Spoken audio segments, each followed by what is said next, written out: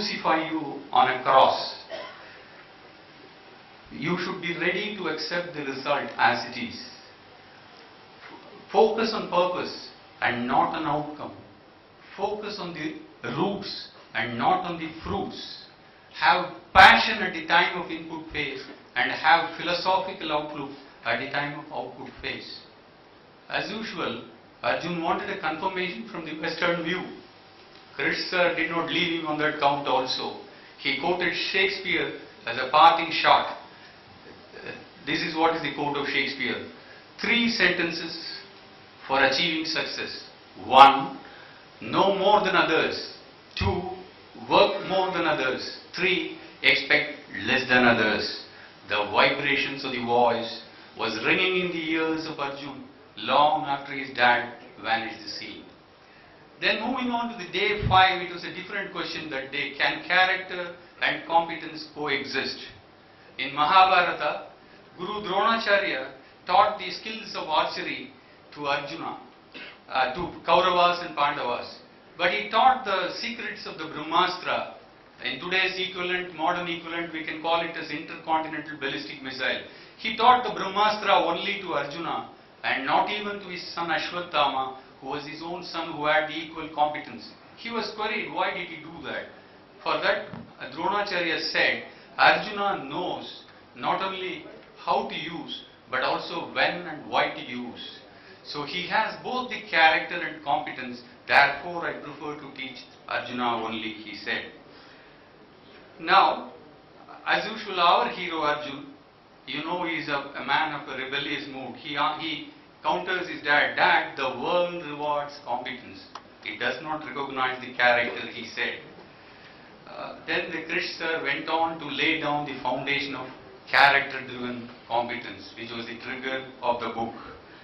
He asked, Dad, so many unsung heroes come and go from this world. They work diligently, all the entire life they work, but they do not get noticed by the world. To create a distinctive dent, you have to show off your competence, Dad. No one applauds the character, Dad, he said. The voice of Krish sir turned serious. He gave 2 real life stories which will shake anyone, anytime, anywhere. Here is the story for you. On December 3, 1984, a disaster struck at Bhopal, and the leakage of the poisonous gas killed many people, and people at the power block immediately fled the scene. No one at the power block was available, but not Duru, the station master of the Bhopal railway station. He saw many people dying on the railway station. His pointsman was dead. Now he had to send messages to the stations, to the other railway stations. He had to stop the trains coming into the railway station, or he should tell them to take a different route, or at least they should close the windows when they stop at the railway station. He did the pointsman's job throughout the night. He sent message after message, saving thousands of people that day. The next day, the room was opened, and Duru was found dead, holding the signal instrument on his hand. Whose competence is nobler, Arjun? Is it Duru's or the power block? The dad asked. People may know the power block, but may not know Duru. But he is an inspiration for character-driven competence, he said. The voice further added, I do not care for the historical figures, but I do care for these unsung heroes who show extraordinary commitments and deliver competence, unmindful of their lives and risks. Now, yet another instance for you. Taj, Bombay, 26/11/2008. The apprentices saved many guests from the terrorists. Their eyes were not on the rewards. In fact, they were not even the confirmed employees of the hotel. Ratan Tata went on record with tears on his eyes in the public forum that I don't know what can I do for you, he said. And these people did it only for the purpose, it was an embodiment of hospitality. They have to protect their guests. So it is a profession they have taken. They didn't work with an eye on the reward, or they did not worry about the lives. Krish's voice was choked with emotions. Thereafter, the day went on with serious discussions on coexistence of character and competence on many instances. Finally, the day ended with a statement: character without competence is an empty paradise. Competence without character is a crook's paradise. Competence with character alone is real paradise. The day ended on that note. Moving on to the day 6, it was a long day. It was not a one question, it was a 4-question day. Greed or need, selfishness or sacrifice, cutthroatness is equal to smartness, conviction or compromise. As usual, vehement arguments took place between them. Now I will give some of them. Greed or need. The creator's greed and the positive greed is welcome, but not the excessive greed of the executive. That is a potential recipe for disaster, the voice said. Today, the greedy behavior of the corporate executives have strengthened the public conviction that the free markets are the tools to make the richer to grow more richer at the cost of the general public. John F. Kennedy said, if a society cannot help the many who are poor, it cannot save the few who are rich. No wonder today we face Occupy Wall Street movements, which faces intensive socialistic noises at the very root of the capitalism. Now turning his attention to the executive remuneration, the voice added, in the 80s Peter Drucker observed that the ratio of the top CEO to the average executive was hovering around 40 times to 1. But today it is hovering around 400 times to 1. It doesn't mean the CEO is 400 times more efficient than the average staff, average executive. Now today the problem, earlier the salary gap was determined by the responsibility gap or the intellectual gap. But today we are determining the salary gap based on the so-called result gap. The result gap driven remuneration has created a new theme: create numbers at any cost. This is the problem today. Moving on to the next question, selfishness or sacrifice. What was the point of burdening a taxpayer or sending the people at the lower levels home when the entire fault was lying with the top brass? The top brass of the US major automobile companies, they flew in their private jets to present their own revival plans. This is not sacrifice, Arjun. The voice was upset. Now look at this story. A CEO of a large bank in UK, who was the architect of the failure of the bank, he retired at a relatively young age of 50 with a whopping pension of 600 pounds per annum, 50,000 pounds per annum as a pension at an early age of 50, while 20,000 other employees have lost their jobs. When he was asked, he said, my pension is contractual, and he refused to pay even £1 back to the company for the revival process. This is not sacrifice, Arjun, the voice added. Today, in the West, deficit financing is the order of the day. The debt to GDP ratios have gone through the winds.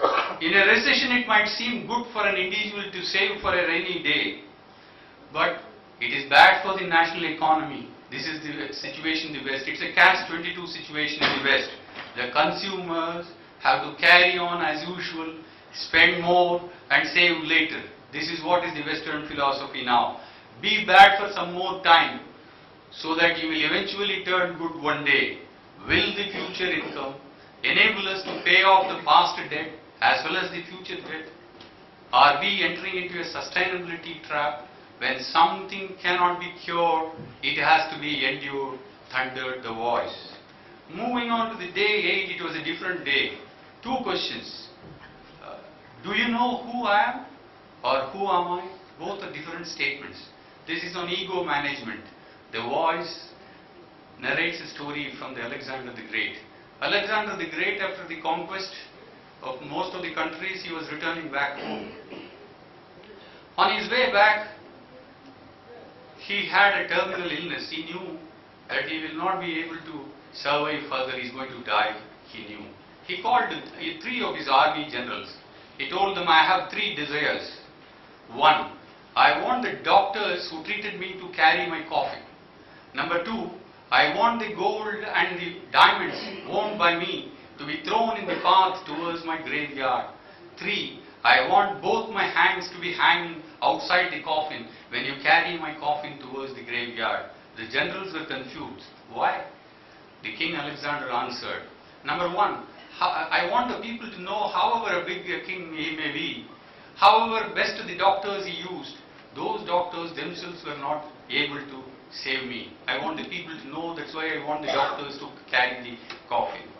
2, I want the people to know that however big a person you may be, but you will not be able to take back the wealth that you have generated when you were alive.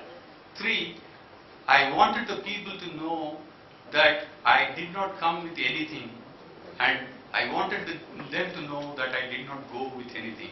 Therefore, I want both my hands to be hanging outside the coffin, he said.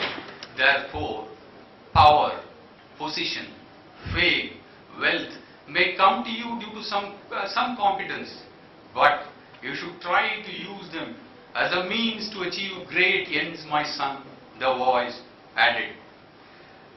Egoism is an anesthetics that deadens the pain of stupidity. I'll again say this is the one which I enjoyed maximum. Egoism is an anesthetics that deadens the pain of stupidity. You can have a swollen heart, my son, but not a swollen head, he said. With that, they moved on to the day 9. This day, it was a motivation day for Arjun. The sessions were on success because he was very much dejected. His father was trying to pep up. The session was on success management, happiness management, failure handling, and miseries handling. A long session indeed, but it gave Arjun the power of positive thinking into his mind. Now coming to success, his father added, success is a lousy teacher. It seduces the smart people and make them think that they can never lose. I'll repeat, success is a lousy teacher. It seduces the smart people to think that they can never lose. Therefore, Arjun, my dear son, be careful in the success phase, the father warned. Then he rattles out another nice story. It's a very, very interesting story. A business executive was in deep debt. He didn't know what to do. He was sitting in a park, wondering what to do. At that time, an old gentleman walks in. He asked him, my son, what is the problem? You are very much worried. He said, I have a deep debt. I don't know what to do. The old man said, no worries. I'll give you money. Next year, the same time, you come back to me and repay. 1 year, I'll give you time. No problems. Then he hands over a check to him. The check was $5 million. The check was signed by John D. Rockefeller, the oil magnate of those days. Then this gentleman walks back home with his check. He was operating with a renewed optimism.